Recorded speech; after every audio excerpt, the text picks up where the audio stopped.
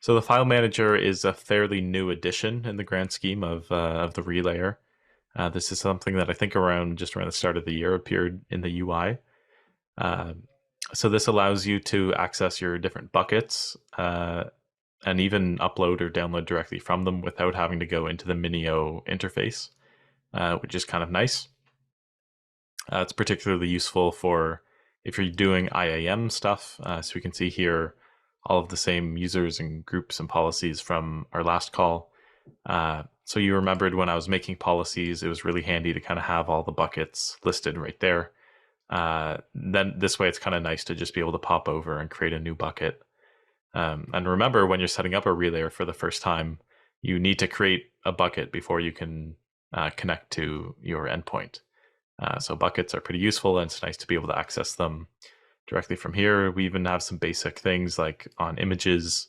You can see kind of a preview. You can also download right from there, and yeah, add folders and upload files. So in general, this is a point that I kind of want to emphasize. In general, it's not best practice to be directly uploading to the relayer through any web interface, be it the file manager or be it Minio. It's best to be using some kind of software, like S3 based software, like maybe Mountain Duck, because that's pretty nice to use in Windows. It resembles the basic like File Explorer, or something like rclone if you're on Linux. So Jay might have to help me out here a bit, but my understanding is that so large files, like if we're talking multi-gig size, even uh, what an efficient upload stream would do is something kind of like what we do with erasure codes, where it chunks the file into little. So our erasure code is 4 MB chunks. I don't know what something like Mountain Duck would do.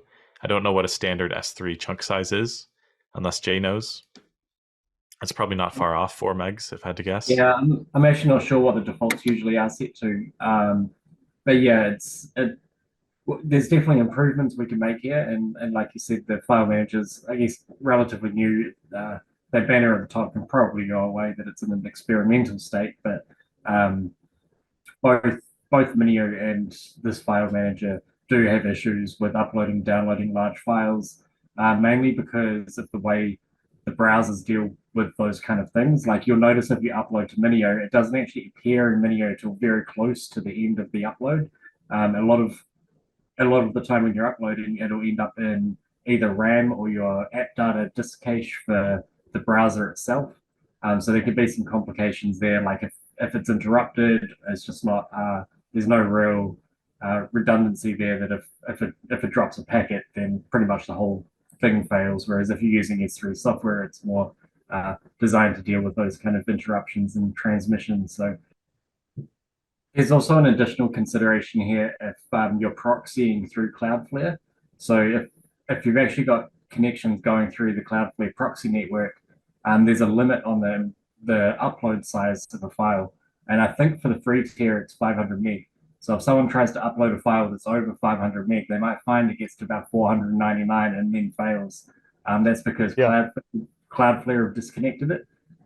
So the way around that is to use things like Mountain Duck or rclone, where you can chunk it up. Then each piece of that file goes through as a separate request, and it avoids those Cloudflare cache limits. So yeah, there's definitely some additional considerations there if you've got Cloudflare in front. Another very handy thing that I think is the usage report. So mine's pretty boring here because this relayer hasn't been doing a lot lately. But if I just zoom out and get at least something on screen, so we can see it has kind of upload size in gigabytes, but it also has the amount of files that have been uploaded. So one's kind of the gray line. I hope that's coming through on camera. Um, and then there's the bar as well. So you get a bit to work with. You get a per bucket usage. Not certain why mine's not coming up here or it's not populating, but that can be definitely handy. You can control and tune the times or the ranges. Actually, I guess I just have the range to 30 days, so that might be why these aren't populating. Um, you can download as a CSV. So this is going to be useful for just kind of sanity checks or even comparing against the billing in the console, this would be very useful for having some kind of receipt for the data that's gone through the relayer and allocating where it's come from, what's contributing to the usage, that kind of thing. But I do expect as well a usage report is probably an area that, I mean, the file manager in general is fairly new, but I think the usage report uh, was a later addition even to that. So if there's anything that you want to see or that isn't there right now that would be really useful, then that's, you guys are the kind of group that we could value that input and help you guys gain visibility into what's actually going on. There are some things you can't do in File Manager that you can do in Minio. Jay sent me an HTML file a couple of weeks ago that has, I think in our original call, we were talking a little bit about if I have my upload bandwidth and I have like these kinds of things, what should I set my simultaneous uploads to in HostIO? Jay wrote a little HTML page that would do that. So if I put something like, let's say I have 500 megabit, then it spits out a number for simultaneous uploads. But I put this in my relayer, just right in the J bucket. I set the bucket to have a read only.